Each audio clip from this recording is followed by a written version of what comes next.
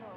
These nights keep on taking tolls. Find me out here on my own, but I'm end up with you home. You keep picking up the phone. Said like we go to the stone till you blowing on my phone. Keeping with sexual tone when I wanna leave alone. Till you blowing on my phone. Keeping with sexual tone when I wanna leave alone. They say that I'm on the road. Maybe I just lost control. These nights keep on taking tolls. Find me out here on my own. Keep blowing up my phone. Maybe I just lost control.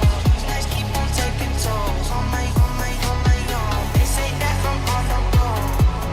Lost control. These nights keep on taking tolls. Find me out here on my own. Keep blowing up my phone. Lost control. These nights keep on taking tolls. On my own.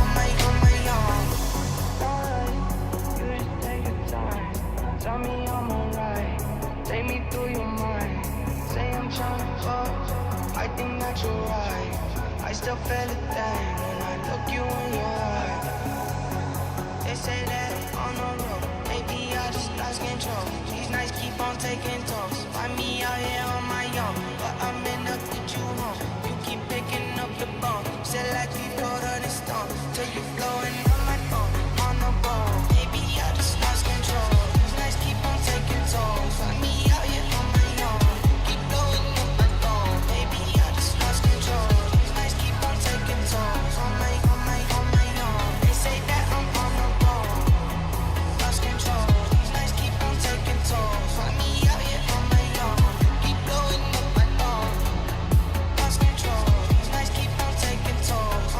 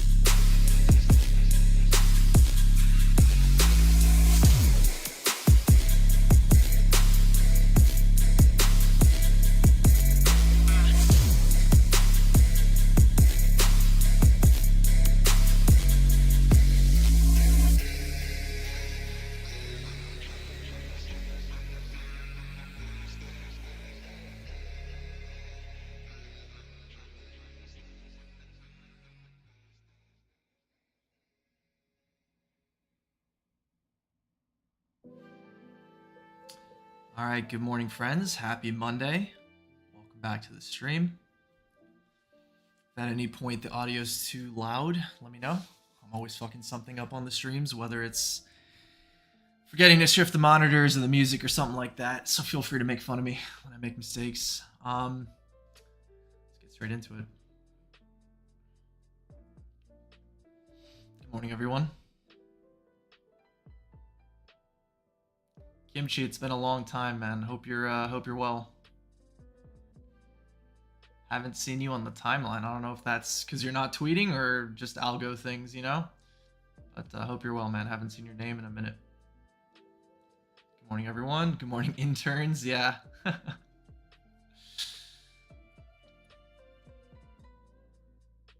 Took some big L's today, longing that sell-off. I can cover that in a bit too. I actually took one. It's kind of a scratch trade. I got out pretty quick. I probably could have gotten out like 30 seconds quicker. But price came to one of the levels that I was interested in, namely previous week's VWAP that had pretty decent respect last week. So I took a stab there at two levels that I wanted to work with, which was previous week's value area high and previous week's VWAP. And as price came into one of the levels, I took a stab at the long. Didn't work out too well, but we want to cover super high time frame plans so far, or first, and then we'll get into low time frame stuff. But all part of the process, brother. All part of the process. You win some, you lose some, and then you gotta figure out. A big part of going from a break-even trader to a profitable trader is just figuring out by gathering enough stats which are the trades that are making you the money. Right? Where are you getting your L's from? Where are you getting your W's from? And if you can define in very simple, clear terms why the trades you're making money on are working for you, then you can solve for X, basically saying, okay, well, if these are the ones that have the highest expectancy to make money, let me just try to avoid taking all of the trades. Now, there's two frames of thoughts you can have there. Number one is going, well, if I only take that one trade, I'm denying myself experience from every other setup that's in the market.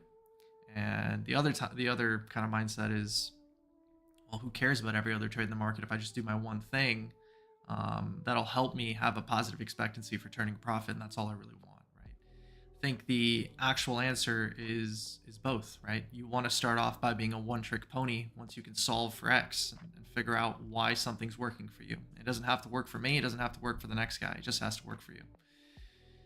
Once you can do that consistently, over a 3 to 6 month period, you can go back to the drawing board, go back to data collecting, and start finding new setups that work for you, right?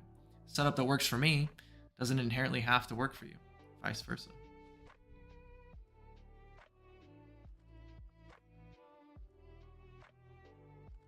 Good morning, everyone. Good morning. Good morning.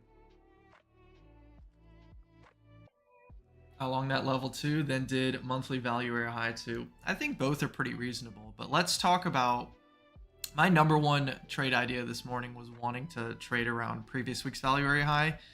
I got front run there, and we got a very large sell-off. A lot of positional unwind. That's the wrong chart. Let's go over here. Good amount of positional unwind that I liked. The short that opened in the bottom this morning did not close. Right, he just diamond handed his short. Rejection from daily VWAP, and I was kind of looking for maybe we get another bounce back up to previous week's value area high. Took a stab at this. Didn't actually I didn't think it was the best trade in the world, but I wanted to send it anyways because that was the plan going into this morning. I really wanted to be the guy that's like, you know what, I don't want this anymore. But too many times when you try to overplay discretion and go, well, these were my plans, I actually don't want to stick with my plans, and just to see it play out in front of you, those ones hurt more. So I had a pretty quick read that this wasn't going to work out. And like I said, I could have cut maybe 30 seconds earlier, but it's no big deal. Let's get into super high time frame stuff first, right? Let's talk about overall trend portrayal, where we are, what's the highest likelihood from here, and so on.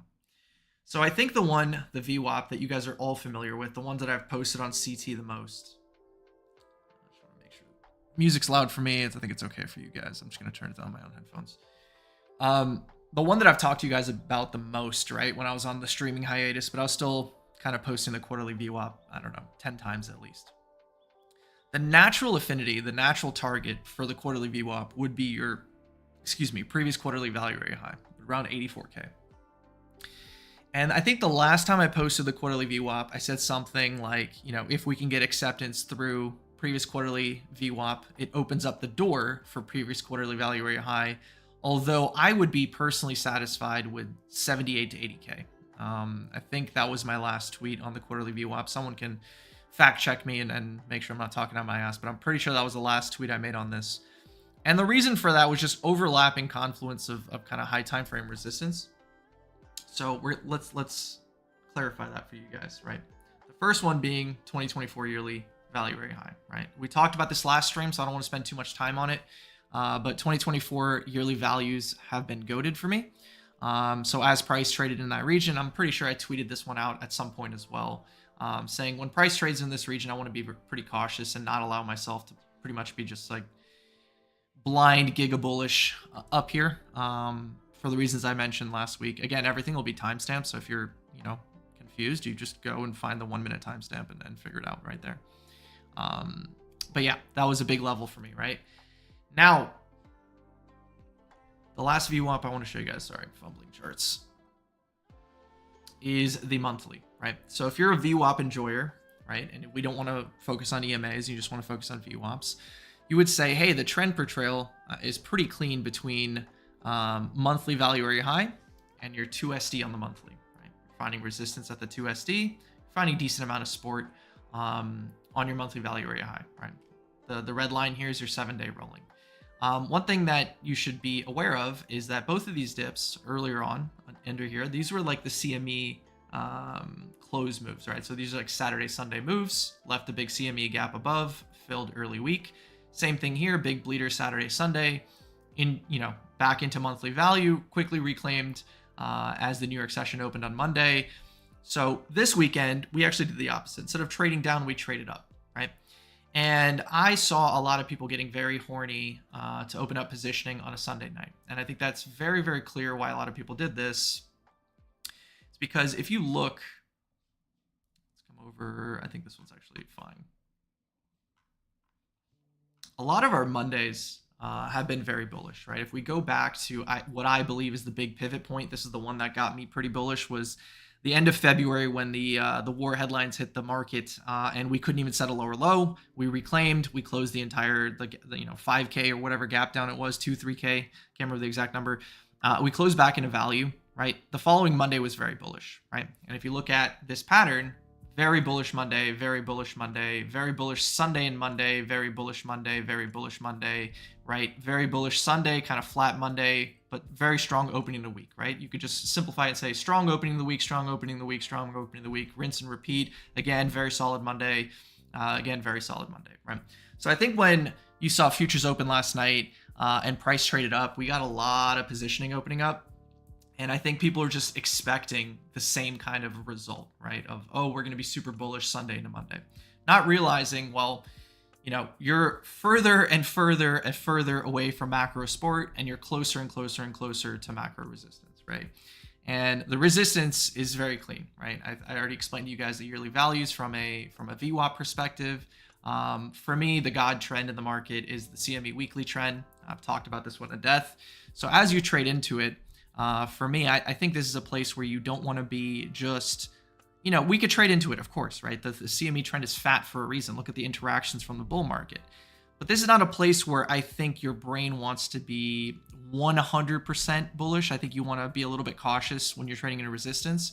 If I flip this chart for you guys, I think it becomes very simple, right? So if this was a bull market, a contextual bull market, right? And we say we had our bear market, we flattened out, we flipped trends, we're holding trends. If this is a bull market, do you think I'd be telling you guys to be bearish here? I'd say no, right? High time frame trend retest, 30% correction in a high time frame uptrend into the weekly trend is a pretty decent place to be looking to pick up bags. If you de-risked anything, remove some hedges, maybe pick up some low cap altcoins, whatever, right? It's a place to expose yourself to some risk in these big 30% pullbacks, right? When you flip the chart like this, I think it makes your bias very, very clean and easy and understand. When you go back like this, you just say, you know, maybe it's a little bit more difficult to kind of comprehend the idea that resistance could just be resistance, right? So now we've covered the high time frame and all these kind of thoughts. Now let's come back to maybe a medium time frame, right? The trend per trail, we talked about the weekly trend, we talked about the monthly VWAP.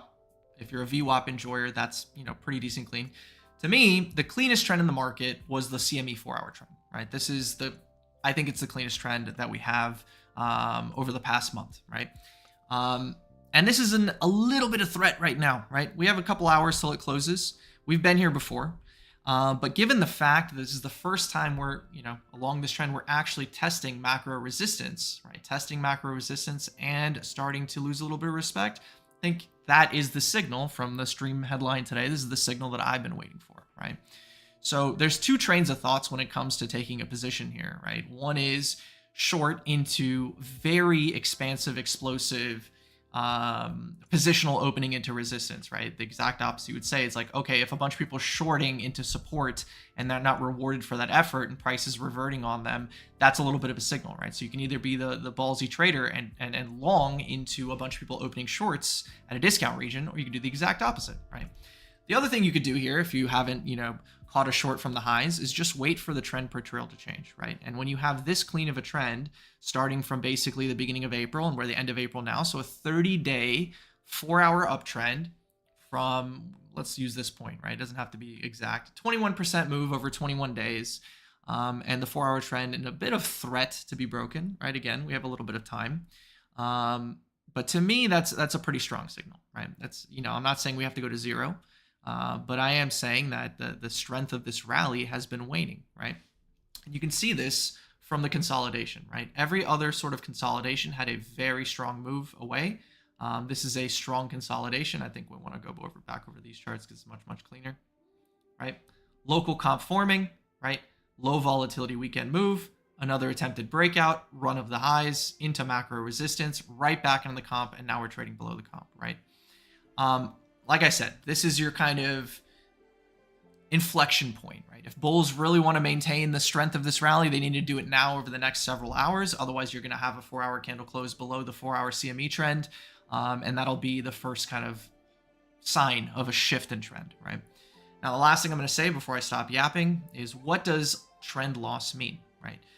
There's no definitive terms of what we speak in EV, right? The highest EV thing to bet on, when the trend that carries you, the most respected trend in the market, you guys have heard me say that 1,000 times, the most respected trend in the market, when it breaks, you expect, number one, range or chop, number two, reversal, and number three would be reclaim / continuation, right? This is an order of EV, right? So meaning the highest probability thing to bet on, the way that you structure your trades, right? If there's trend losses, you would say, hey, there's a range or chop, meaning we want along the discount region, we want to short the premium region. Reversal, meaning the same trend that took you the entire way up now carries you the entire way down. Reclaim and continuation, saying, oh yeah, we did lose the trend, no big deal, we'll just go like this, reclaim it, and continue. This third one, I think you should reserve for bull markets. When you're above your weekly trend, when you're above your daily trend, and when you're above either the 4-hour or the 1-hour, whatever the strongest trend is. Some scenario like this, you're not opposed to a reclaim continuation setup, but the other two should take precedent, I think, especially in this environment, right? So that's, you know, TLDR, the game plans for me, right? If I use the weekly VWAP as my guide, actually maybe I can just keep yapping because this is all just, you know, important for you guys to understand trend per trail. You have weekly value built, right? Look, keep your eyes down here. Weekly value built, new weekly open, right? We held outside of previous week's value, right? This allows the market to continue marking up because we're not holding within value. We're basically escaping old value, building new value higher and continuing, right? Move over to the next week, right? We ended the week within prior week's value. The main goal for trend continuation is, can we get back above previous week's value and hold above here? We did, right? Going on to the next week, similar situation. We drop back in a weekly value. The entire goal was, if we can get back above previous week's value area high, we can get another trending leg, right? Something I was calling out for the Paragon group, right? This week, again, opening up kind of within value. If you want to maintain the bull case, you're going to need a strong bid above 78.3, right? If you use the Binance perps chart, it's about 78.3, 78.4. If you use the Coinbase chart, I think it's 78.5, right? Pretty similar. You're going to need a strong bid through this level. If you cannot get that, all of these provide you kind of short opportunities, right? If we say, hey, trend loss has occurred, you know, we've lost the trend, we've dropped into here, you get a mechanical bounce, you trade up. Again, I think that the goal for your trade should not be to treat the market like a trending market once the trend starts becoming disrespected. And you trade it more like a range-bound market. And you say, okay, well, this is resistance. This is clear, distribution. We've been selling off around, 78, 79K this entire time. If we get a test back up at this level, let's look for a short trigger right here. The trend has already been disrespected. We're wrong if price accepts through this level with a continued spot bid, or longs are getting rewarded. People who top long are getting rewarded with spot bid. You can view this stuff on like Agger and stuff like that. And that's you being wrong on your short thesis, right? Will you get a trigger all the way back up here? Time will tell, right? Will you get a shallow trigger just above weekly VWAP? Time will tell. Will you even get a drop into here? Time will tell. Your job as a trader is not to be a predictor. It's to make high EV plans based on your experience and continued continued success trading similar setups. Look for those setups to form. If when they form, you know your triggers, you know your invalidations, then you click your buttons. Okay, long-winded yet. I'm going to take a breath there. That's pretty much Bitcoin covered, right? High time frame, medium time frame, low time frame, everything you guys need. Scroll up and chat a little bit. A lot of good mornings. Good mornings to you guys as well.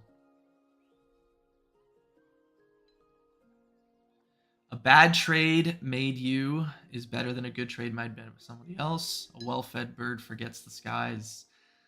I like that. A well-fed bird forgets the skies. Algorand looks good. Maybe I can take a look at some alts in a little bit. Good morning, Asiel. Hi, meme vol. NFT wash trading screenshots on the timeline and end of month. Nice observation. Brother, I said so much, I have no idea what you're referring to anymore, but thank you. Something we must front run to sell in May. Good morning, Zed. Ran here when I heard Doc is streaming after eons of silence. Yeah, it's good to be back. Good to be back. Since we're above the composite value area high, I'd say if we can bottom at previous week's value area low, it's still not over. We can reclaim the 4-hour send. So like I said, obviously reclaim continuation setups are there. That's why it's on my list, but it is third for a reason, right? Take it from me, a multi-year long trend trader, someone who has kind of used and abused EMAs for several years. The reclaim continuation setup is the lowest EV thing to bet on. You almost never want to bet on that. When a trend is being disrespected, shift your mindset immediately to range-bound trading. Allow the market to tell you that it wants to trend again, right? Even if it means you missed a setup. Like, let me tell you this. Let's draw out an example. Let's say whatever trend, I'm just going to draw a line, right? Let's make this big and in a different color. It's easy for you guys to see. Let's say that's the trend, right? Trend has been lost, right? You say some arbitrary level is your support level. Price bounces. If you're thinking you caught the Pico bottom and it's going to go to infinity and you're not going to TP the entire way up, you're most likely going to round trip your trades, right?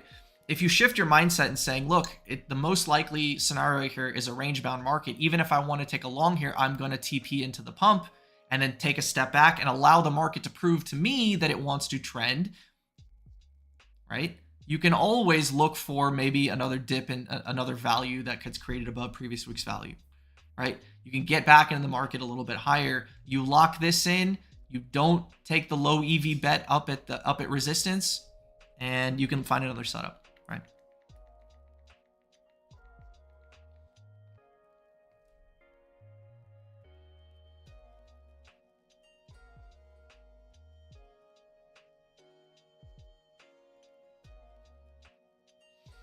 100 people, 18 likes. Support your boy. Please hit like. Thank you, Nelly. Number one intern, Nelly. Can I scout my way out of the permanent underclass? You can definitely do that, man. I think trading is a pretty difficult endeavor, but it's not impossible. Plenty of examples out there, right? Plenty of people that do this for a living, but it's not easy. But I honestly believe that nothing in life worth doing is easy, right? No career out there that people are, that are sought after and people really want to be their career. None of them are easy. They're all going to be hard and competitive and take a lot of time, but you're dedicated to it, you'll probably succeed over enough longer period of time. How much time per day can you dedicate? How much time per week can you dedicate? And do you actually love this, or are you just doing it for the money? An athlete, I give this metaphor a lot, but an athlete growing up as a kid that's dreaming of the NBA is not thinking of the big contract. They're envisioning when they go to sleep at night. Oh yeah, I'm gonna get, this pass in the corner. I'm gonna hit the three. There's gonna be 3 seconds left on the clock, and I'm gonna hit the buzzer beater to win for my team. Right? They're visualizing the sport and success in the sport. They're not visualizing the dollar amount. That's a byproduct. And I think as a trader, you have to love trading. You have to love candles and flow and EMAs and VWAPs. You have to love this. You have to love clicking buttons. You have to love the sport of it. And then the money's a byproduct of getting good eventually. So for now, 84K is off the table, right? I wouldn't say that. I think there's a couple more hours until the 4-hour close, like I said. And my base case, for this rally was like 78K. I think 78K was a level that I kept saying again and again and again. I'd be more than happy with 78. We overshot it, went to 79 something. I think that's a pretty successful rally, right? We're 30% off of the February lows. I think we're 20 something percent off this local rally. We're up 20% in April. We're into high time frame resistance. 84K is a pretty clean level, and living off the grid. You've heard me say this in Paragon, right? This is before I went back to the public streams. I said this to you guys back here. Now time will tell if I'm right or wrong. And I said, look, if we break through previous quarterly VWAP, the natural target becomes this. And I think while everyone is aiming for this level, we probably top somewhere else, like somewhere locally here, 78 to 80K. Someone can clip farm that if they want. There's probably a clip in there somewhere, but I wouldn't say it's off the table at all. But I would say the local rally. This is what I want to worry about first. This rally is in more threat, right? You can always pull back, reconsolidate, rebuild a new bullish structure and attack it again. But this is what we want to worry about. Like if we're thinking about signals, we're looking at what are the exhaustion signals here? What is the reason to look for a short or look for a reversal or remove some, long-sided exposure, or not throw money at ETH shitcoins after a 30% move on Bitcoin and be like, okay, now's the time to go on chain and lose all my money, right? Just be cognizant of some of those things maybe, right? And the signal that I was talking about is just the CME 4-hour trend, right? There's a bunch of ways that you can do this. There's a auction market theory perspective of doing it. There's a price action, market structure way of doing it. There's an EMA way of doing it, right? They all kind of tell you the exact same thing, which is something is a little bit different, and maybe we should pay attention to that, right? But I don't want to just say blindly, oh yeah, 84K is completely off the table, because we could always just come back to it later, right? Let me show you guys something from last cycle that I think is you guys are probably all well aware of, especially around in 2022, right? If you thought the high was here at 24, right? Look how many months it actually took to put in the top, right? Or days or whatever. It took a month of kind of distribution up at these highs. You would say, hey, maybe a local trend has ended. I don't remember what trend this was. Call it an hourly, 4-hour, whatever. And I say to you guys, well, when a trend ends, expect chop, right? What did you get? Kind of more choppy, grindy price action before a reversal. So, who knows? Maybe something like that can occur up here as well, where it's like, yeah, we're in resistance, we're losing a local trend, but maybe we can hold some values up here and continue chopping around, maybe make some higher highs, maybe actually attack 84K. But what we want to focus on is this trend right now, one step at a time. Do you often see price up, OI up, no follow through in price down, OI down? And if you do see that on very low time frames too, maybe 1 minute. So one thing I want to let you know is, first of all, you only really want to do open interest analysis on the 1 minute chart. You don't really want to do it on the 5 minute chart or anything higher than that, because what you're looking for when you're doing open interest is actual signal in contract opening, contract closing. Already in a 1 minute candle, there are hundreds, if not, thousands or even more positions opening and closing, right? There are thousands of orders coming in every 1 minute, especially New York session, high volume session, just thousands of orders hitting the tape, right? So the signal that you're looking for in the 1 minute candle sometimes can already be buried, right? It could be very hard to tell if one entity is opening a position or maybe 100 entities open a position in the same direction, right? And footprint helps a lot of this, coming to lower time frames, doing tick charts. There's a bunch of things that you could do to help yourself out to actually nail knowing what that entity is. But let me just tell you, if you do it on the 5 minute chart, you're going to be completely lost. You have no idea what's happening on the 5 minute chart when it comes to open interest, right? Your open interest analysis should not really be, oh, we're going up in open interest and we're going down in open interest over several hours or several days. It literally needs to be one candle opening and closing. These are the signals that are much, much more important, okay? So coming back to your question, do you often see price up, open interest up, no follow through in price, price down, open interest down? What that's basically telling you, what I think you're trying to describe here, is longs opening, right? Longs opening, nothing really happens. Like, there's no supportive flows. No one else in the market wants to buy. There's no bidders. There's no spot follow through. Nothing's really happening. Price goes down, and whoever will draw it like this, right? This is open interest. This is price, right? Open interest goes up. Open interest flatlines. Price comes down. Price goes through wherever this guy longed, right? Let's say this is his entry point. He starts going underwater, right? And then eventually you see a big puke, right? That's basically telling you someone came, longed, they went underwater, and they closed their position. That's kind of what you're describing. You guys are all a bunch of nerds, 100%.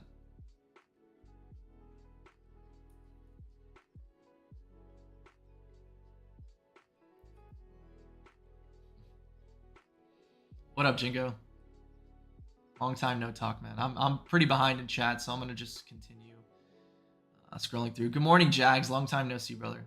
What instrument should I use to trade weekly and monthly to make less trades but more conviction, VWAPs? So there's a bunch of tools in the markets you can use. I think what you end up using is going to come down to what you actually enjoy. If you think, straight up, this is going to sound really corny and stupid, and some of you guys are going to think I'm retarded for this take, but it's my honest to God opinion. You can skin a cat in multiple ways. If you vibe with VWAPs, use VWAPs and learn them. Don't just bounce around and be like, oh, I'm going to use VWAPs 1 week and then I'm going to use EMAs the next week, right? Stick with them for a very long period of time. Understand the nuances, understand how to use them, understand what signal is and what signal isn't, right? If you want to use EMAs, use EMAs. You want to use price action and market structure, use that. You want to use order flow, use that. There's education on all of these things everywhere. I'm kind of like a jack of all trades nowadays, right? I use a bunch of stuff, but it doesn't mean I did it all at once, right? I traded price action for a very long time before I traded EMAs. I traded EMAs for several years before I started using order flow and VWAPs, right? Now I've been over, maybe we're 2 years into using VWAPs and order flow. Slow process, man. Don't do everything at once. Just start with whatever you like. All of the things you mentioned, or VWAPs work, EMAs work, price action works, market structure works.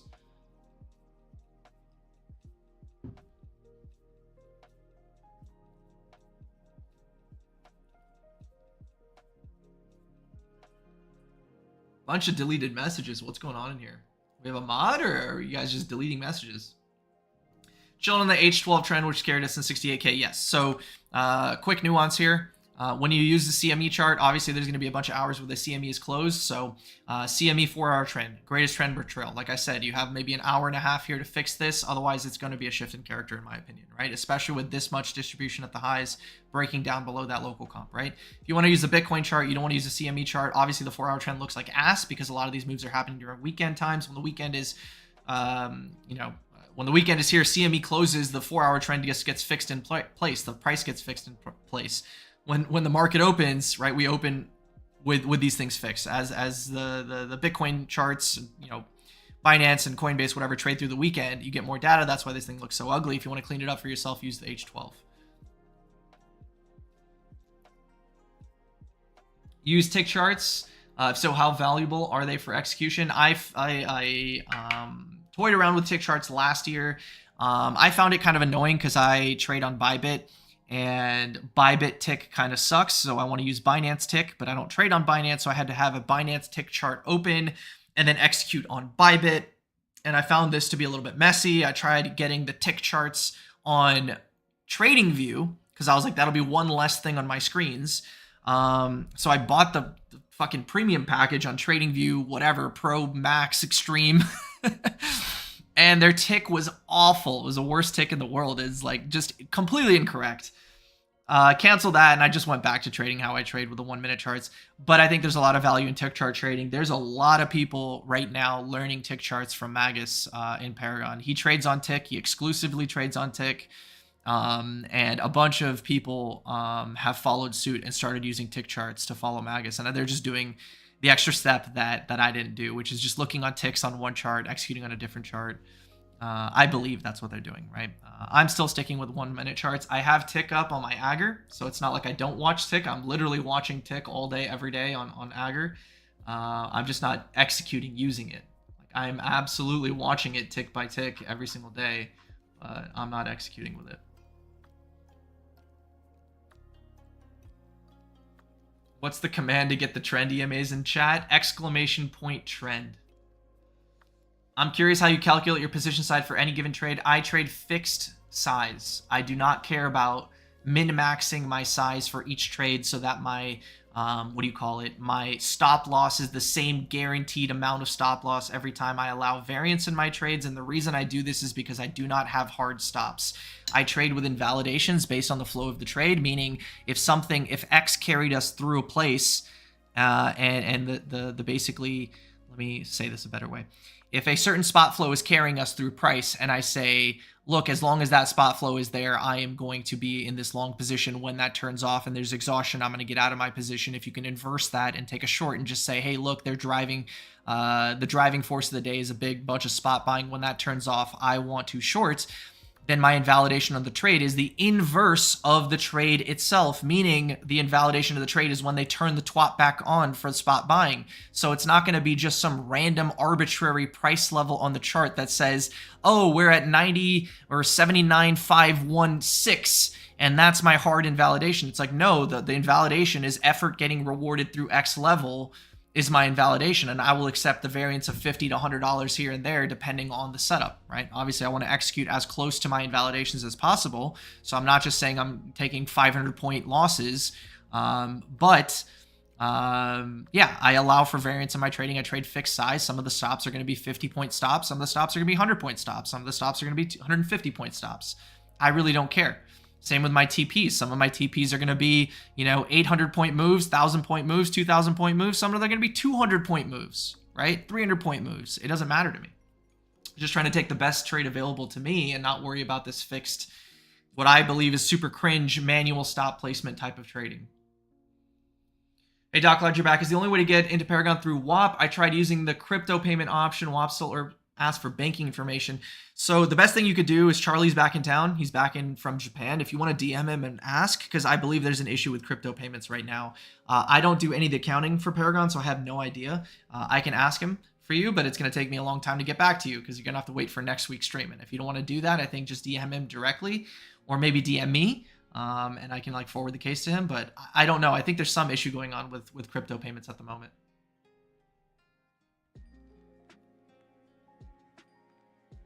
What up, Monster? Can you use a combo of VWAP and EMAs? 100%. That's exactly what I'm doing right now, and that's exactly what I've been doing, right? I don't execute on EMAs anymore, but I use EMAs as signal.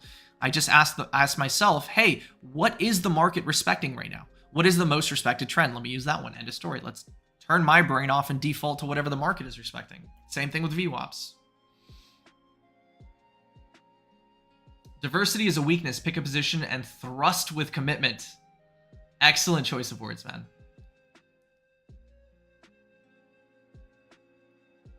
I think I'm almost caught up with chat. I need to conjure up 2 million volumes to get back in Paragon. Yeah, by the way, big shout out to Blofin. Blofin's been sponsoring Paragon. So there's a link on the Paragon Twitter page, which I can get for you guys in a second. But they basically just said, we'll sponsor anyone to join Paragon, right? They'll pay for your membership, guys. They'll 100% cover the entire monthly membership for you guys if you just take your trade volume over there. If you're trading anyways, right? If you're just trading day to day and you're doing it by yourself and you want to just come hang out with us, just take your volume over to Blofin. hit their requirements, which I don't think is much. It's like 2 million in a month. It's kind of nothing, especially if you trade Bitcoin. Your volume racks up really quickly. And yeah, come hang out with us. They'll cover the entire cost of your membership. What are you currently waiting for trigger? I covered all the Bitcoin plans to start off the stream, but TLDR, like, we're looking to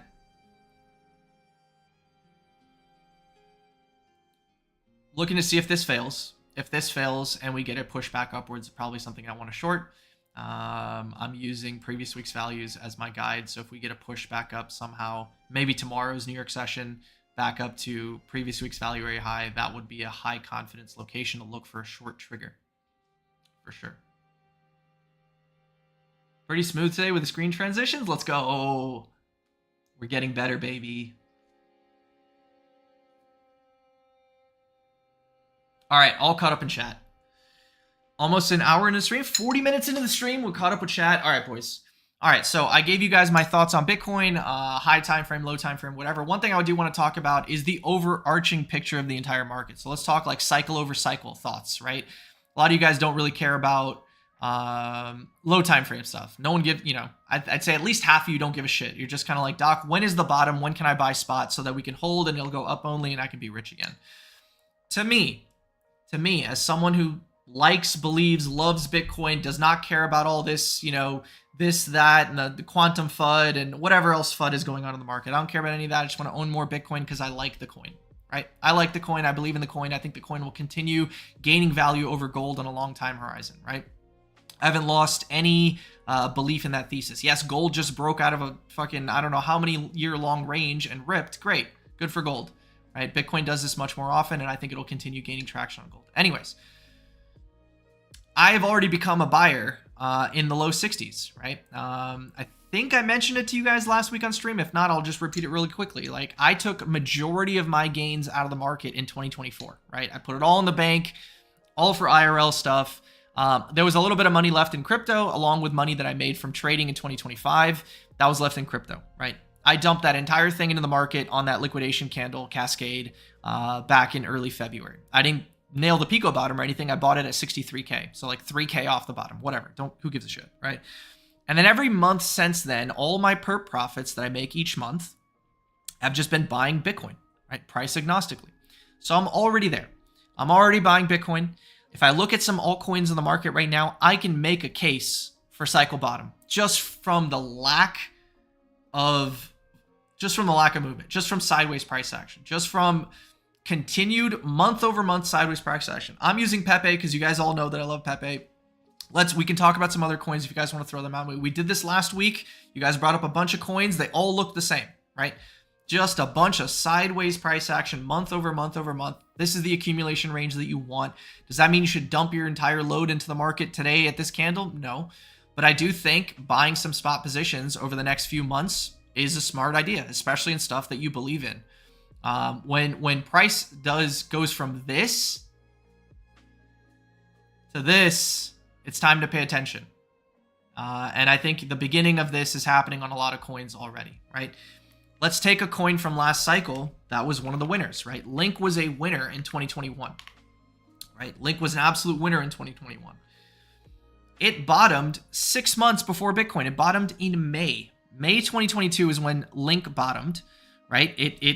I know that FTX took it into a lower level. This is even later. This is June 2023. But like, nominally, it made lower lows, but essentially just was going sideways. This is what you want to see. You do not want to see the market continue to print higher highs and higher lows like this. You just want to see it go fucking sideways, right? And I think there's a strong case to make for a bunch of shit coins in the market that they're just going sideways. And, add to the fact that they're 90-something% down. Like, this is a fart coin, right? 95% down. PEPE went to $10 billion market cap. What are we down? 88.8%, right? So maybe a little bit lower to go. But generally speaking, I don't think you're going to be too upset by starting to slowly scale into the market over the next few months, right? I'm doing that on Bitcoin. I'm going to reserve the right to do that on altcoins. I'll do that on altcoins later. Mainly, not because I don't want to pick up altcoins blanket statement, but I don't know which ones to pick up yet. I haven't developed like a super high conviction thesis on any altcoin. The obvious one to answer is going to be the exact same one that all of you guys want to own and everyone's talking about. So there's no edge, no alpha for me to say this, but it's Hyperliquid. I've completely fumbled buying Hyperliquid. I don't own any Hyperliquid. If there is a dip on Hyperliquid, right? If we get back into the 20s, I'll probably pick up some Hyperliquid. I probably won't fumble it for a 10th time, right? I fumbled the farm. I fumbled the TGE. I fumbled the Teraflows. I'm talking about Hyperliquid. I'm not talking about Bitcoin. I'm talking about Hyperliquid, right? I didn't farm on there. I didn't buy it when it went live at $3. I didn't buy the tariff lows at $9. I didn't buy these lows at $21. So I've completely fumbled Hyperliquid top to bottom. And hopefully I don't jinx it by buying it the next time and it just becomes a dud forever, right?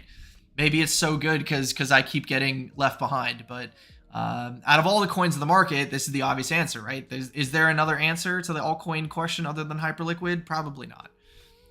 So if I'm fortunate and the market, wants to throw me a bone and we get a pullback, I'll probably just buy some Hyperliquid this time around. It was the strongest coin in the entire market.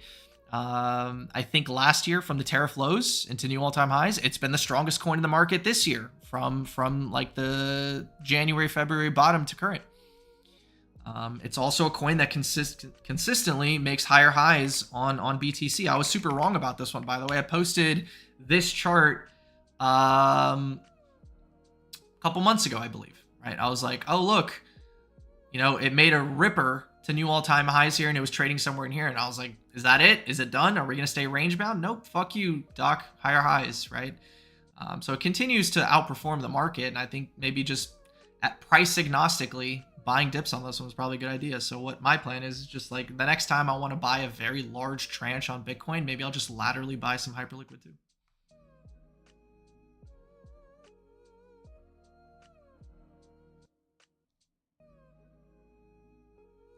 Doc, where and how would you position on ES after it lost its weekly but then reclaimed? How the fuck one catches a continuation before it reached all-time high? Good question. So I haven't really paid attention to ES. The only signal that I cared about was, hey, and people meme this all the time, and I don't give a shit because it works for me. Relative strength on Bitcoin. When ES is bleeding like this over several months and getting sharper and the sell-offs are getting stronger and all Bitcoin's doing is rounding off a composite value area low and not bleeding to zero and holding the lows during the war escalation weekend at the end of February, you take that as a sign of relative strength. And anyone who mocks you, who cares? We're bullish. We bought the coins. We're aiming higher and they can get left behind, right? That's all I really care about when it comes to ES. I don't really try to trade ES itself. I think if you looked at SPX and you just said, hey, simple high time frame weekly trend retest was a good idea, you could do the exact same thing on ES. But asking me like, where would I caught onto this trend? I have not even looked at this chart. I'm not lying to you, I've not even looked at this chart. But can we LARP and say, hey, maybe the 4-hour trend retest? I would say to you, I probably would not have caught it because it was not showing great respect before. Maybe a little bit of loose respect here. I don't think I would have had the courage to long ES here. Maybe let's go to the hourly and see if anything's cleaner.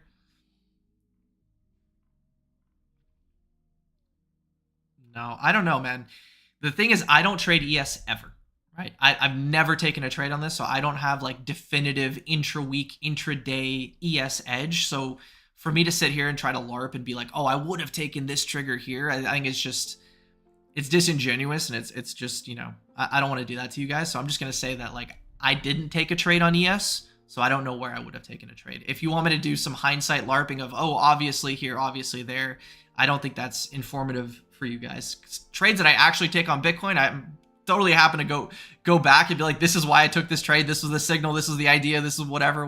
But to do it on ES, an asset that I don't trade, I think is just, it's not worth your time.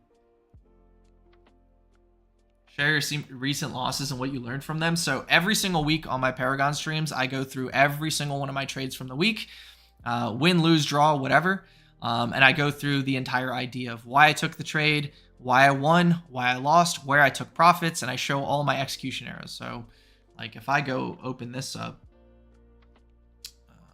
let's go over here. Every single one of these trades has description, screenshots of the executions, all of this. They're all in here. Win, lose, draw. They might not all be on the 5-minute chart. If I go to the 1-minute chart, you'll probably see it a little bit better. All right, so all of these are in here with the execution errors and everything like that. It would be a very long process to do that with you guys. This is at least 1 hour of my stream every single week in Paragon dedicated to this stuff.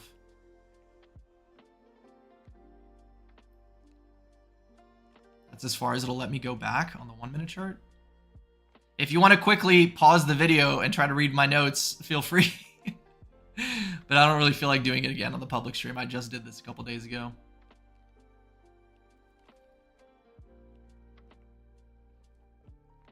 I took an L this morning, which I cut very, very quickly. The game plan was either A, rejection at previous week's value area high, or B, bounce at previous week's VWAP. I got front run on previous week's value area high. I did not chase. I know in hindsight, like this is the hindsight Harry thing you can always do with markets. Very clean short the daily VWAP, right? I was getting a little greedy. I was just like, let's get a little bit of an overthrow to the previous week's value area high. Just a little bit, right? Let me take the short up here. Didn't adjust, didn't chase, didn't do anything, didn't take the short here. Price came down to the previous week's VWAP. I said, okay, that's my backup plan number 2. I have to launch this trade. Was a little slow on my fingers to catch the puke low.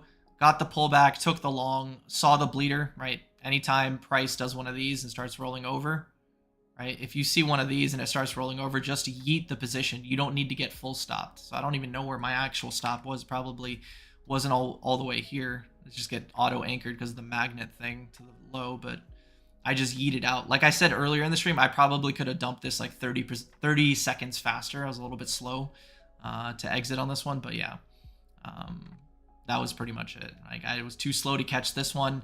Didn't want to chase on the bounce. Got a little bit of a microscopic pullback. Took the long. Saw price continue to roll over. Once I went underwater, I said, yeet out of this position. I don't need to take a full stop. People that do hard stops would probably place their stop under the low and take unnecessary losses. You don't need that once you know what you're doing and have enough experience with this stuff.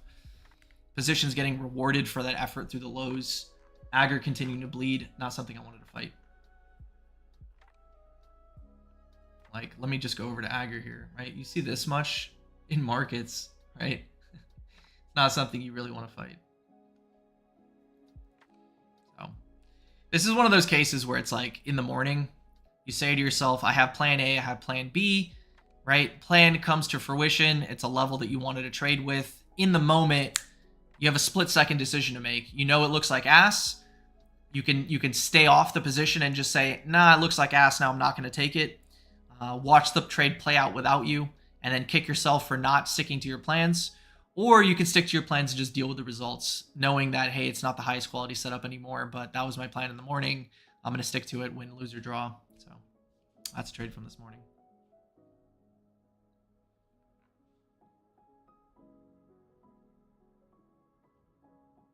Bitcoin has always cycled bottom with a weekly SFP.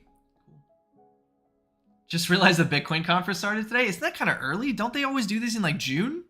Fucking April. Ondo, a good example. Hella compression. Yeah, there's a bunch of coins that are just going sideways. 2H of Q2. I think you're trying to say second half of Q2, if I'm understanding you correctly. The dull summer months, often good bottom buys, especially during midterm year for US product, cryptocurrency, and prediction markets.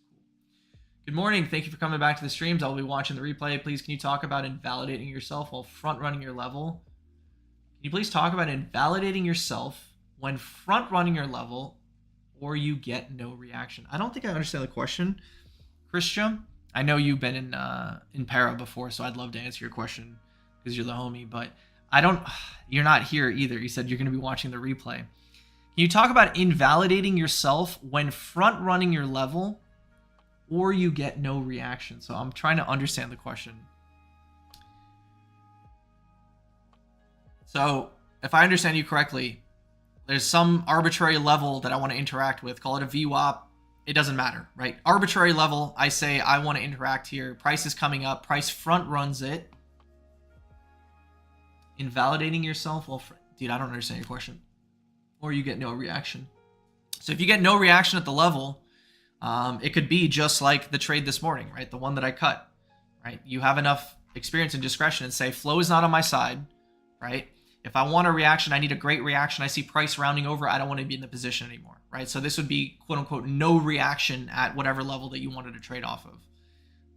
That would be an example, right? Low time frame, price not respecting your thesis, giving you too much time to long the level, not V-shape recovering, not trading through the origin of impact, right? So the origin of where this move occurred, you're not even front running it. It's 50% retrace. I teach the 50% retrace concept all the time. Price not working your way, that's how you invalidate yourself. You don't need to take a full out.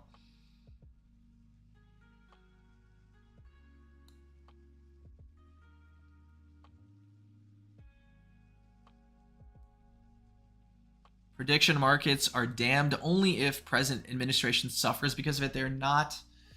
Incentives between prediction markets and power policy is aligned for now. Yeah, they're making a lot of money with their insider trading over there. Too much saw stock? Yeah, so I feel like I owe it to you guys because we're in a bear market. Number one, this is the reason why I'm probably sharing more than I should.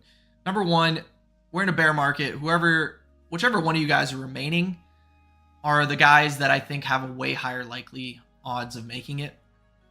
Anyone that left and is, not coming back or comes back in the next bull market, they're just never going to make it. I have zero hope for them. I have hopes for you guys.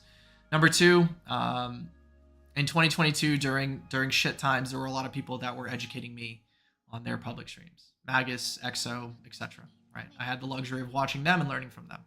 Sometimes they shared more, sometimes they shared less. Nonetheless, it was good education for me. And number three, I haven't streamed in a long time, so I appreciate you guys for joining the streams. Maybe I'll toss a nugget here or there. Last year, you guys, anyone that has been around watching my streams for a while knows that I was not sharing a single thing on low time frame last year, at least to the best of my knowledge. I don't remember really sharing anything on low time frame. I already started sharing a couple stuff with you guys. I'm never going to go into like full detail because there's no point in sharing edges publicly, right? What's the point of doing that? But, stuff here and there that I can help you guys out with, why not?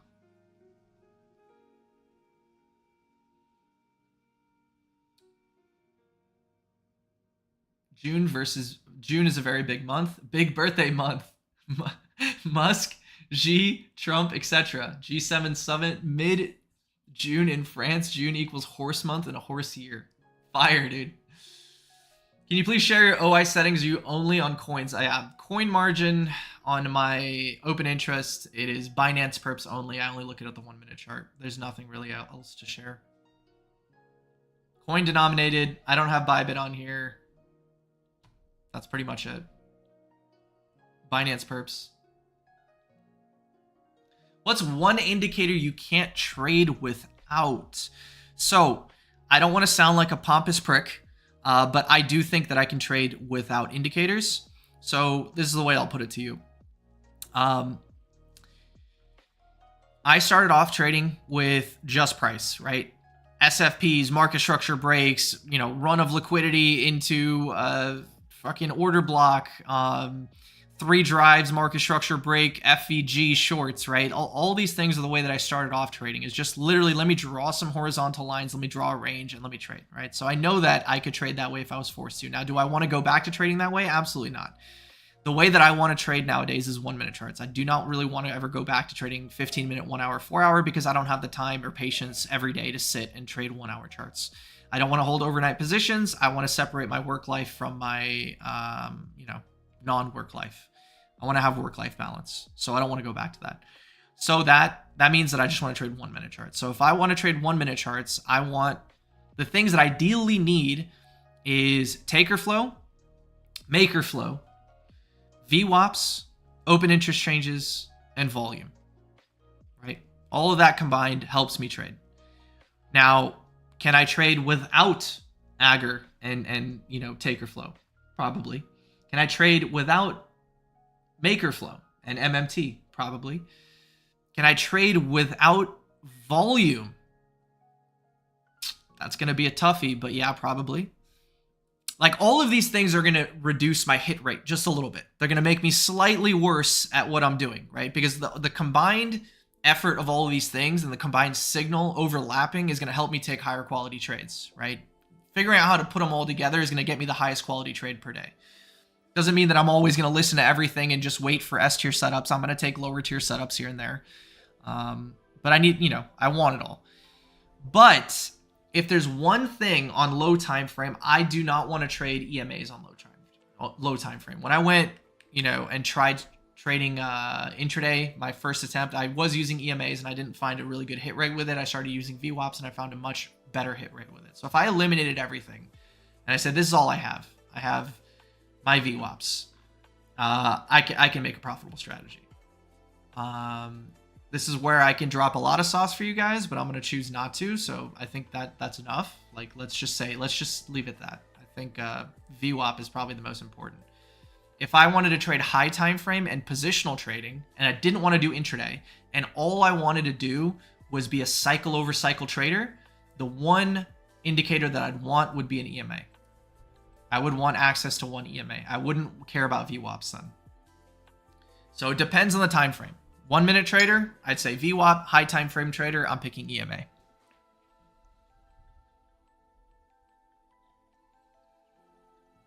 What's worse, closing a trade too early or watching the trade play out sidelined? What's worse is me not sticking to my plan and watching the trade play out. Whether it's plan, me closing too early or watching the trade play out, it all comes down to the same thing. If I fumble my own game plans and don't listen to myself, I'll be more angry. So, for example, today, right? Two trades, right? I didn't make any money today. I actually got stopped on a trade. If this, right, if I did not take this trade, did not take this execution, and saw it bounce like this back up, I'd be very frustrated. Very frustrated.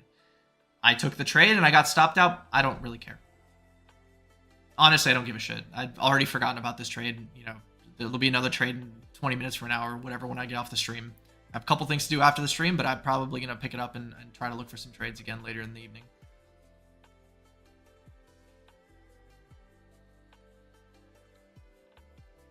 Should I buy a big fancy leather notebook so I can actually start journaling? There's actual edge in writing down things pen and paper and not having these big fancy journaling softwares, because you are going to quickly realize that trading is not, it's not indicators, it's not charts, it's not VWAPs, it's not entry, trigger, invalidation. It's your self-discipline and self-mastery, and that's where everyone fails, and that's where most people cannot succeed. They do not have discipline and they cannot master their own impulses. And if you sit down with pen and paper every day and you make mistakes, you'll find out that a lot of them don't have to do anything with how long it took you to make your plans for the day. What your issue was actually executing because you got in your own way. You fucked yourself up, you self-sabotaged, and that's where a lot of your mistakes are coming from. And when you have to write with pen and paper, you're forced to, in a long form way, because writing with pen and paper takes forever. Typing is super quick. Writing a voice note, talking to Siri to write a voice note takes 2 seconds. When you have to write pen and paper, you have to sit there and be like, I'm stupid, I'm a piece of shit, I'm dumb, I fucked myself up. And you're forced to sit there with your bad thoughts every day. Eventually, you're not going to want to do that. You'll be like, I'm dumb, I do this every single day, I get in my own way, and you have to confront yourself, to face yourself, and you may realize that there's a lot of edge in just doing that alone. CME Edge was private for a while. Yeah, it's going public. Who cares anymore? I actually saw other traders on CT talking about it recently, so they have much bigger accounts than me, so who gives a shit now? Before you trade low time frame, glance high time frame, like seeing your girlfriend's mother? Absolutely. We start every day. That's why my charts are 2-paneled like this. Which, by the way, maybe a little bit of feedback. Over the weekend, I cooked a new template for myself. New color schemes. I fuck with it, but I wonder what you guys think. New color schemes for myself. May or may not keep it around. I've been bored of mine. I've been very, very bored of my template. Had it for 2 years now. It's time for a change.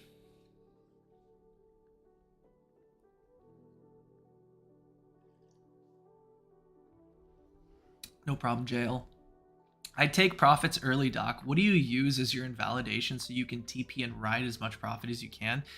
A lot of people would look at my trading, guys, and say that I also TP too quickly. But for me, I think about markets this way. It's like, I take a lot of trades that are reversionary trades, right? I trade momentum, of course, but I trade, I would say maybe 80% reversion. So I find that there is a sweet spot of execution where I feel like I have max EV on my side. What I mean by that is if I'm wrong, I know instantly. If I'm correct, price is going to move in my favor very fast. And when price moves in my favor very quickly, the closer and closer it gets to my take profit, the more profit I take, right? So if I say, here's my daily VWAP, right? And we're flat on the day. I'm not going to over-explain this, but we get into a point of interest, right? And I say, I want a TP here, right? This is the mean of the day. This is premium. This is discount. I want to be long biased. I want to take longs at a discount. I take a long. I'm not trying to overshoot. I'm just trying to take profits at the mean. And I start scaling out and scaling out and scaling out and scaling out, and I'm out. And then price does this. And then I go off. I think there's two trains of thought. One train of thought is, you idiot, you took profits too early. Obviously, it's going to go there, right? Trading this long enough, you're going to have a lot of round trips come on you, right? You're going to have a lot of round trips, and then you're going to feel bad about yourself and wonder why you're round tripping so often. And then you'll quickly realize that taking profits very quickly on an intraday basis and just paying yourself and recognizing that, hey, motherfucker, there's another trade tomorrow. There's another trade in an hour. There's another trade in 3 hours. Who cares? Just pay yourself is a very elite mentality to have, especially as an intraday trader. You try to make everything a home run play, you're never going to make any money. You're just going to keep round tripping on yourself.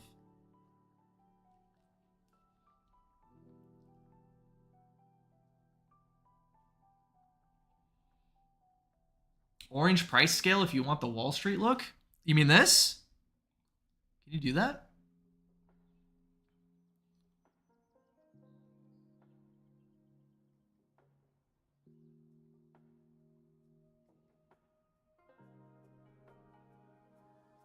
That's too much for me. Too much for me. I see the vision though.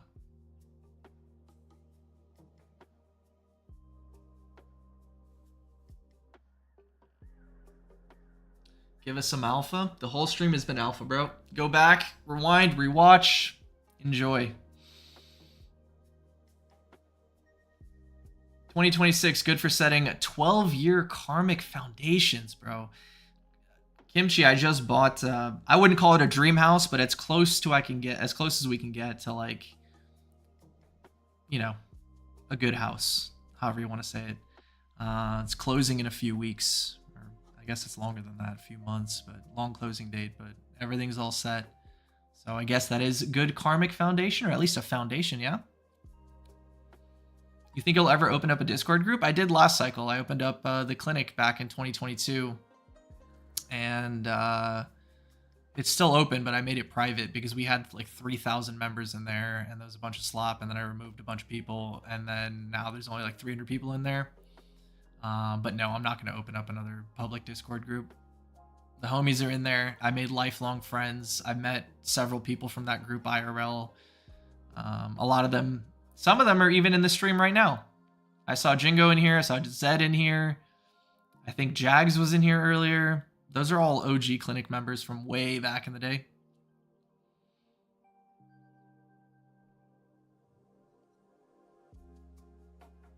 Trying to pay myself more and think, would I take this trade here? If not, good time to TP and see if there's a place to jump back in.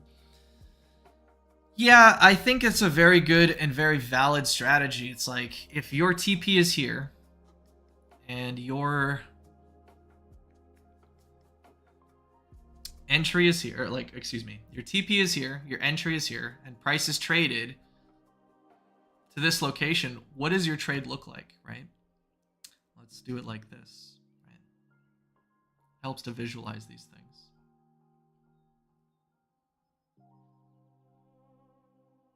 Where the fuck did it go?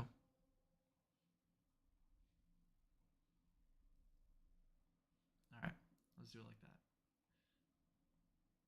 This is the trade. Some arbitrary trade, right? Some invalidation, some take profit.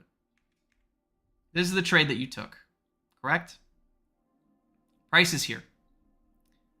Your trade doesn't look like this, guys. Your trade now looks like this. This is the trade that you're in. Would you ever take this trade in a million years? With that stop loss and that take, would you ever open a trade like this? No. By holding the trade open at full value, what you were actually doing is taking this trade. That's going to instantly click for some of you guys. Some of you guys will be like, holy shit, I never thought of it that way. You're right. And the other half are you like, no, that's a dumb way to look at it. And for the people that think that it's a dumb way to look at it, just give yourself time. You'll understand it soon enough. You are absolutely risking this much money. It's your money. It's in your pocket. It's in your P&L. It's yours. By holding the trade fully open at 100% size here, this is what you're doing. You have to learn to pay yourself the closer and closer you get to your invalidations. What people like to do, this is the old school way of doing this, is I'm 50% to my TP, therefore I take 50% of the price off, right? What good trades will look like is you will have some local point of resistance. Blowing through that opens up the door to a next resistance zone, right? So you'll have one like right here and one right here, right? So TPing 50% actually makes no sense. You would want to TP closer and closer and closer to your take profit target. And don't TP 50%, TP more aggressively, 60, 70, 80%. Leave a little bit of a runner, let the runner round trip on you, no big deal. I had a trade last week where I took 75% off and I round tripped the last 25%. And I didn't really give a shit because, hey, at least I got 75% off. Where was that one?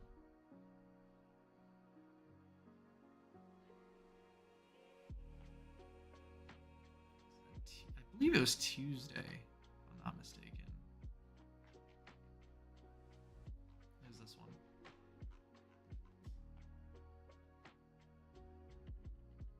I had 75% off here. I full round trip the last 25% of this trade. And then we caught this one.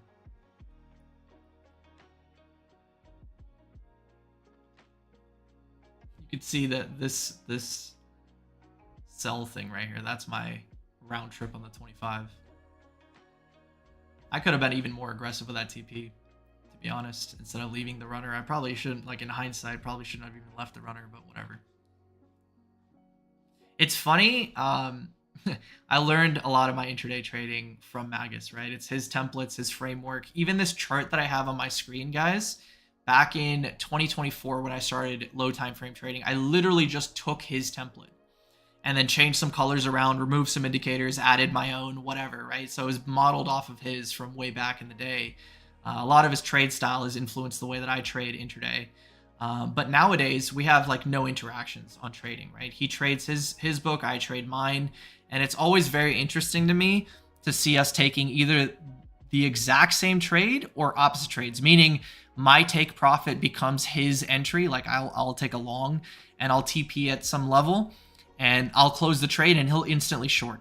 Or he shorts and then he takes profit and I'll long his take profit. And we do this like without any interaction with one another. I have no idea what trades he's taking. He has no idea what trades I'm taking. And I think Tuesday, the one that I showed you guys with that partial round trip, funny thing is Mag and I both exactly round tripped the exact same thing. I think he round tripped only 10%. I round tripped 25%. But we took the exact same trade, the exact same executions with zero communication between us, which I think is like super fucking cool. I'm a nerd, so I think that is so cool. Some of you guys will just be laughing at me that I'm nerding out about that, but I think it's so cool.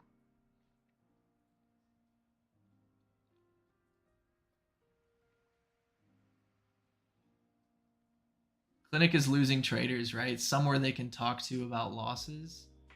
Clinic is for losing traders, right? Somewhere they can talk to about losses. Interesting comment, brother. Doc will hit you with the 6-month rule. Hey, man. I learned that rule from you, Nelly. So you'll buy Bitcoin and hype in the summer, right? I'm already buying Bitcoin. Like I said, I don't give a fuck. I'm buying it. I have a 63K average right now. It goes to 40K. I don't give a fuck. I'm just going to buy a fuck ton more.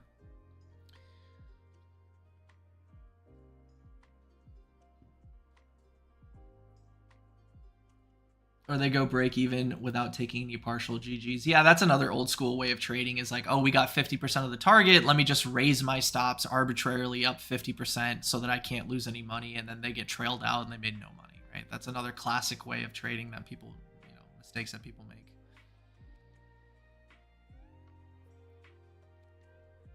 Yeah, first portion of 63K, I know, yeah. What's your thoughts on a Yonex racket for an intermediate player? I think rackets are a lot like trading. I'm going to give you a really cringe metaphor, but rackets are not going to make the player, dude. It's just like indicators are not going to make the trader. Like rackets are not going to make the tennis player. So whatever you like is what you should start with. Once you start getting better, you'll test out other people's rackets, right? If you like, the thing is when you're just starting out, you kind of don't know what you like. You don't know if you like looser strings. You don't know if you like tighter strings. You don't know like if you like a 16 by 20 string pattern or a tighter string pattern, 18 by 20, right? You don't know if you like stiffer frames. You don't know if you like lighter frames. You don't know if you like heavier frames. You have no idea what you like. So you start playing, you start getting good, or at least knowing what you're doing, putting the ball in the court, whatever. And someone will, hopefully tell you like, hey, you miss a lot of balls long. You should tighten up your strings a little bit. That'll help out immediately. Just tighten up your strings by, 2 pounds, and you're not going to miss the ball long as much, right? You have a lot of spin. You should probably play with Bob-Lot rackets. They really, really help for people that play with a lot of top spin, right? You like chipping and charging. Wilsons are pretty good rackets with that, right? For that, right? It's not saying that you can't do anything with any racket. You could literally do anything with any racket, but like you give Roger Federer any racket, he's going to be still Roger Federer. The difference is like you start finding your preferences of what you actually like, but in the beginning it doesn't matter, man. The joke was Clinica's hospital and people are in pain because of their losses. Oh. Hopefully that was the joke. I took it the other way then.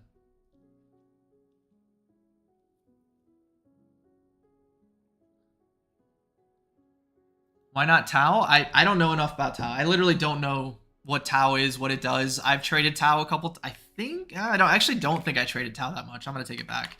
I did not trade Tau that much this past cycle, outside of maybe once. This isn't even the best chart. I don't know what it is. I don't know what it does. I don't know what the thesis of it is. I would have to learn a little bit more. Now is a good time to do those kind of things, by the way, guys. I know that I'm not doing it, but I'm saying like now is the time to build heavy conviction in a couple coins, right? And just build super heavy conviction so that you can deal with FUD and different things like that. It wasn't comfortable for me to hold this Pepe trade right here. Like the devs sold, the wallets were rugging, there was a bunch of FUD, people were fighting with me over, well, this is the real Pepe coin and that's the real Pepe coin and this and that, and I was just like, dude, I just believe in this shit. I'm gonna hold on to it. I don't care. Like the devs rugged, the coin didn't go to zero. It actually reclaimed the level where the devs rugged. That's really bullish for me. This was a massive rally on Bitcoin. Bitcoin went to like 50K and Pepe didn't even make like range highs. Bitcoin went to 50K, Pepe didn't even make range highs. Then WIF came along, and WIF went absolutely crazy, along with other coins in the market, other meme coins going absolutely crazy, and Pepe underperformed, and I still maintained the Pepe thesis. Still maintained it. So like, had I not have that level of conviction, I know there's nothing fundamental in here, right? This is stupid. Something like an idiot like me could understand a meme coin, right? I can't really understand the technicals of Hyperliquid's engine and stuff like that. I don't really understand those things, so I can't comment on them. But if you want to take a tech play or something like a Tau or Hyperliquid, now is the time to learn those things so that when FUD hits the market, you have a good grip of understanding what your thesis is. And you know, like, I'm willing to lose X amount of money to see this play out. And if I'm wrong, I lose X amount of money and I can live with myself. I didn't see this thesis play out until fucking, February into March. It was a long time before this thing started playing out, man.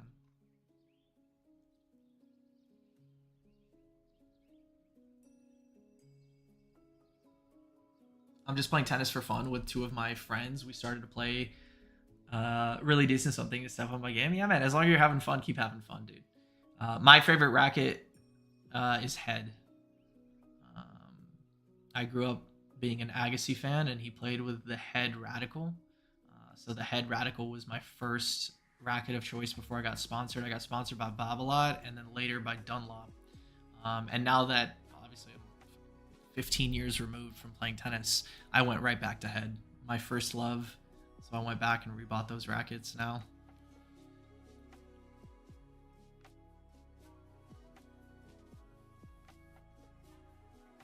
Tao looks the best at Tao having it. That's the alpha. What about your meme coin degen challenge, Doc? So I was doing that when I was partnered up with telemetry. I put one, if for anyone that doesn't know what he's talking about, I put one Solana into a wallet and they had a proprietary like whale tracker. So I was like, is there any edge on like whale wallet tracking, like for a noob like me, right? There's very elite traders out there with wallet tracking, like super elite. Like one of my friends, I'm not going to name him because I don't want him to like lose his edge and people find his wallets and stuff, but he's elite at doing this kind of stuff. And I am an absolute moron pleb when it comes to this, but they had it on their website. So I was like, can an idiot like me figure this out? So I started using their tool. And let me find that wallet because I haven't logged in. I haven't even paid attention to this at all. I think my wallet went to like 10 SOL, if not higher. Where's the wallet? God, I have so many wallets, man.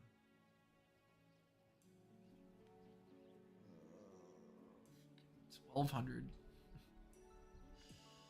How many SOL does that mean? I have 13.3 SOL.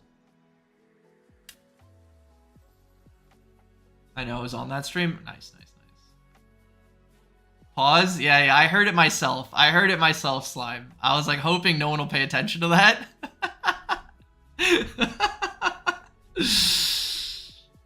You heard it. I heard it. Andre Agassi is the GOAT. Yeah, dude. I was an Agassi fan before. Like, I didn't like Sampras. I was an Agassi fan. Then I was a Hewitt fan. Then I was a Rafa fan. Now I'm an Alcaraz fan. I liked Alcaraz before it was cool, man. I can claim clout on my Instagram stories saying that he's gonna win slams and beat everyone and everything. He was like 30 something, 40 something in the world, and I was calling it out. That's my Instagram clout claiming. Should do something cringe and find an old story and quote tweet it. Be like, I told you, motherfuckers. All right, boys, I'm going to hang around for a few minutes. Last week, I did a 2.5 hour stream. I'm not going to stick around for 2.5 hours this week. But if you have any other questions, throw them my way. Otherwise, I covered everything I wanted to cover for the stream as far as thoughts, high time frame, medium time frame, intra-week, intraday. Threw in some extra edge with the low time frame stuff, which, by the way, shameless shill. If you guys want to, check out how I'm trading or Magus is trading or Nelly's trading, I think a lot of you guys know who Nelly is now. Me and Mag shout him out all the time on Twitter. Kid's been working his ass off, learned from us, developed his own system for intraday, kind of a mix of myself, Magus, and Charlie. And he's been crushing it on low time frame. So if you want to learn from us, feel free to check out Paragon. I already showed this earlier, but like Blofin is sponsoring you guys. If you guys just take your volume, if you're trading anyways, right, you might as well just take your volume to Blofin. You run up 2 million volume in a month, they'll just cover your membership. They'll pay for the entire thing. So really, really great way to get kind of access to us for free, essentially. Soccer World Cup this summer will go crazy. You know what's hilarious is we had a huge World Cup narrative in 2022 where Chili's went crazy, and there was a coin called Football Coin that went crazy. If time is a flat circle and this narrative spins up again, that will be so funny. It was this. This was the 2022 Chili's World Cup World Cup trades. I remember up here, so one of my best trades in 2022, I think this actually was my best trade in 2022. So I was shorting Chili's a lot all summer. I took 0 longs on Chili's all summer, and I went 9 for 9 shorting Chili's. But my favorite, not my favorite one, my best one was this one because I had shorted, and then I swear GCR, I don't know if it was hours later or maybe a day later, posted something about being short Chili's, and this coin literally nuked when GCR tweeted that he was short Chili's. It literally just got fucking obliterated, and I was just like, thank you, thank you, thank you, GCR. Thank you.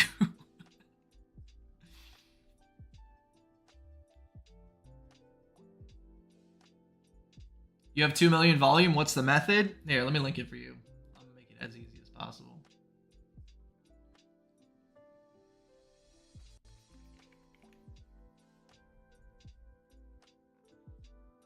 Actually, here. I'll do both.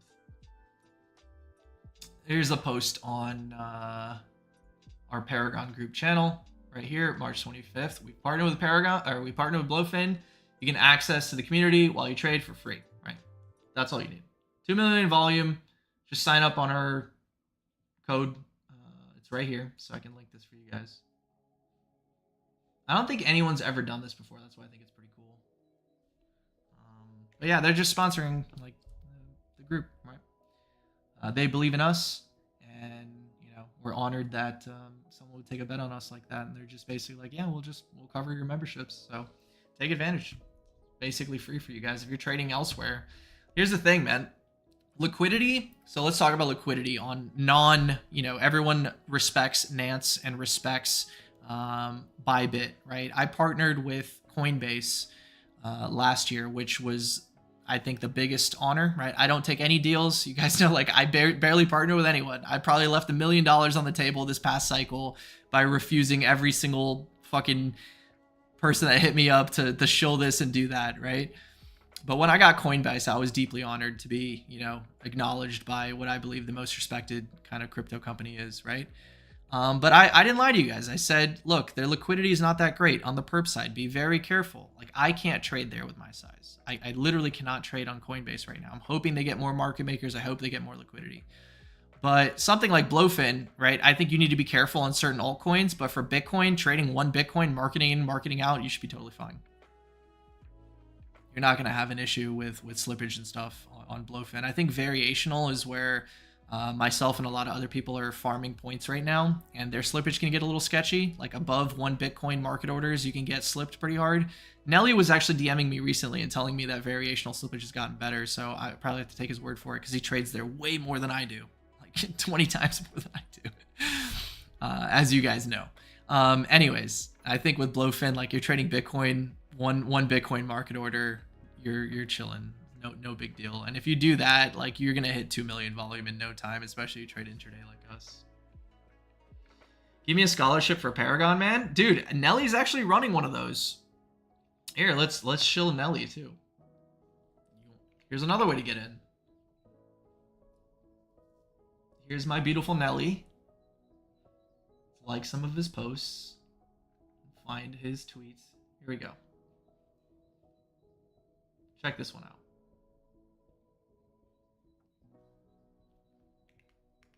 I'll link it here in the YouTube chat as well. He's literally paying for people's memberships. Like, out of the kindness of his heart. So, hit him up, engage with him, and I'm sure, maybe he'll hook you up. I think maybe he's hit his limit, though. He said 5 subs. I'm sure a bunch of people want him to pay, and I don't think he's just gonna do, like, infinite amount of money to pay for everyone, but he's a really good kid. So make sure you follow him, man. Fun stream today. Thank you, man. Thank you. Assume I need to make a new account through the ref code. You know what you can do? DM me on Twitter with your thing, and maybe we can make something happen. Maybe we could just, like, transfer it over.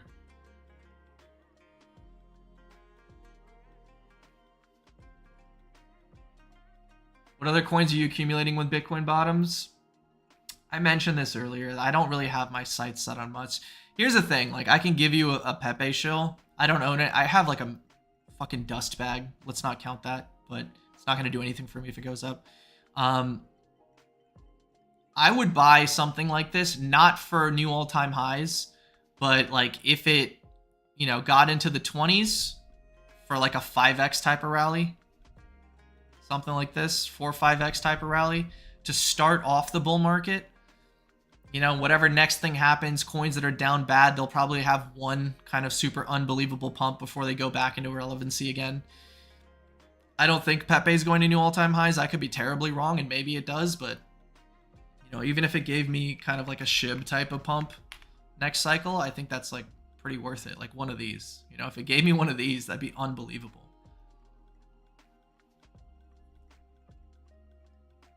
So I might set aside some money to do a little Pepe gambling, because it's my first love. I think as far as like, you know, revenue generating meta, there's probably better coins. Like, dude, I'm not the right guy to ask about fundamentally picking coins, but a couple of my friends are bullish on Pump Fund. I'm pretty sure some of your guys' friends are bullish on Pump Fund. If you aren't yourself, this thing's compressing, losing vol. The longer it continues to go sideways, the more likely I'd probably want to pick up a bag just to play for a big pump. I don't know if it's going to go to new all-time highs either, but another kind of dead coin, sits in a niche narrative, has buybacks and all that kind of stuff. I'm sure we'll have another, meme coin type of rally. Solana, I don't think I want to pick up Solana again. I think I nailed it, and I don't really want to do it again. What I don't want is to do a Solana thing and have Solana end up like ETH did this cycle, where everyone fell in love with ETH in 2021 and then ETH kind of did nothing. I don't really want to put myself in that position of doing that with Solana, because I feel like I did the best I could. I told myself in 2021 I completely missed Sol, like completely missed Sol, right? So when this was dying, I wanted a bag really badly, and I was lucky enough to get in as close to the ground floor as possible. I was 50% underwater at one point, boys. Like, I bought at 11 and 14, and this thing went to 7, and I was just too scared to buy. Like, I'm not gonna lie to you guys. Like, I bought during this, and when it bled out to $7, I didn't buy anymore. I was just like, dude, whatever I bought here is already 50%. Like, this coin's down 99%, and I'm down 50% on my buys. I couldn't bring myself to do this, but it worked out okay, and I don't think I want to do it again. I don't really track enough coins. This list has been the same list forever, dude. Maybe Monad. It's new and shiny. Maybe it drops back down into here again. Maybe we do a Monad. I don't really know anything about Monad though, so probably not. I guess you could make the same kind of case for Fartcoin as I made for Pepe. I'm so far removed from altcoin trading, guys. I can't even think of altcoin ticker names.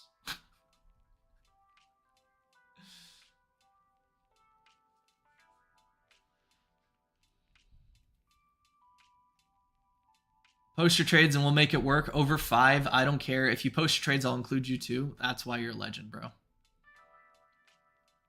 Sol is a good buy currently, TBH. I'm in love with Sol. It might be a good buy. I could eat my words and it could just bottom at $80 and go up. But I don't really love the risk to reward on Solana this time around.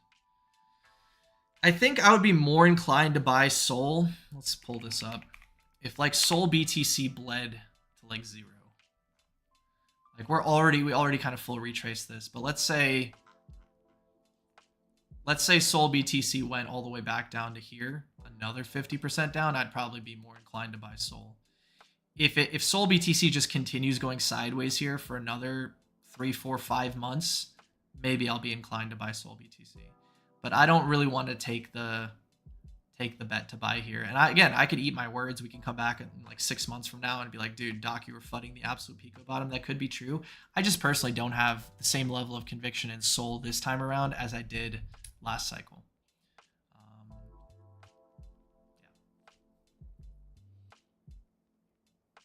Yeah. Monad is shit. Yeah, again, I don't know anything about Monad. They gave me like $1,000 airdrop. I don't even know what wallet it's in. I never sold it. I don't know what it's worth now. It could be worth 1,000. It could be worth $2. I have no idea. Mega ETH TGE on Thursday. Yeah, I don't know anything about that one either. When I hear Monad, my mind goes to good Monad. Yeah. Mine too. All right, gents. That's it for me. I appreciate you guys for hanging out. If you guys could do me a favor, right? And just hit the like button on your way out. That'd be huge. If you want to be even more of a Giga Chad and hit the subscribe if you aren't subscribed already, that would be huge. I say this often. I don't really give a shit about growing the Twitter, but it would be cool to grow the YouTube, right? I come out here. I don't have a stream sponsor. Sometimes I do. Sometimes I don't. I'm just doing this for free. I'm just doing this for love of the game. And if you guys want to come hang out and learn more from me, feel free to join up in Paragon. If not, and you just want to hang out in the streams, a like and a subscribe would go a long way. I'd really appreciate that. Anyways, I'll see you guys next week. Same time, same place. Hope you guys have a great week.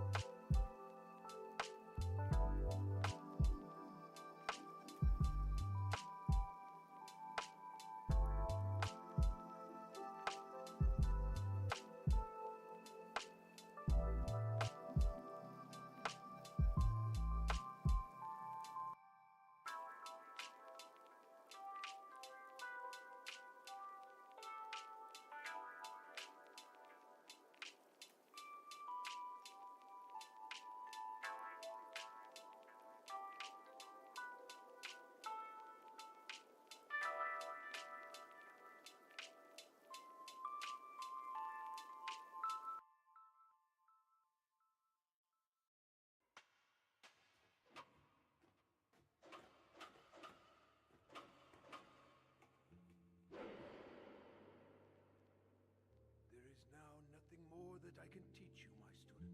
Return to your master and walk your path with your head